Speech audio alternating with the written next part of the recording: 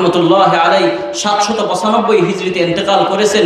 তিনি তার বিখ্যাত কিতাব লাতাইফুল মাআরিফের মধ্যে বলে শাহরু রজব মিফতাহু আশহুরিল খাইরি ওয়াল বারাকা। রজব মাস হলো সমস্ত বরকত, সমস্ত কল্যাণ অর্জনের মাসসমূহের মধ্যে সবচেয়ে বেশি বরকতময় মাস, সবচেয়ে বেশি দামি মাস। ইমাম আবু বকর আল ওয়াররাক রাহিমাহুল্লাহ তাআলা 240 হিজরিতে ইন্তেকাল করেন। তিনি চমৎকারভাবে রজব মাসের উদাহরণ দিয়েছেন।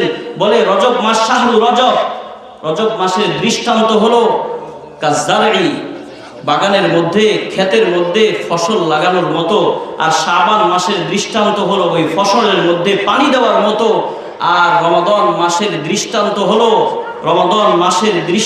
হলো ওই ক্ষেত থেকে ফসল কেটে আনার মতো।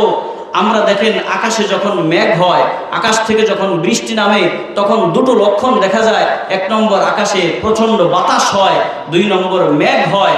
ইমাম আবু বকর আল ওয়াররাক রাহমাতুল্লাহ আলাইহি বলেন রজব মাসের দৃষ্টান্ত হলো আকাশের বাতাস হওয়ার মতো, বৃষ্টি নামার আগে যেই বাতাস হয় আকাশে বাতাস হওয়ার মতো। আর শাবান মাসের দৃষ্টান্ত হলো আকাশ মেঘাচ্ছন্ন হওয়ার মতো। আর রমাদান মাসের দৃষ্টান্ত হলো আকাশ থেকে বৃষ্টি নাজিল হওয়ার মতো। এজন্য রজব মাস অনেক দামি। এই রজব মাসের সাথে শাবান মাসের, রমাদান মাসের যোগসূত্রতা আছে। এজন্য আমি আজকে প্রতিজ্ঞা করি এই রজব মাসে আমি আমার প্রতিবেশীর হক বাস্তবায়ন করব, হক আদায় করব। আমি আমার প্রতিবেশীর খোঁজ খবর নিব, প্রতিবেশীর সাথে সালামের আদান প্রদান করব। আর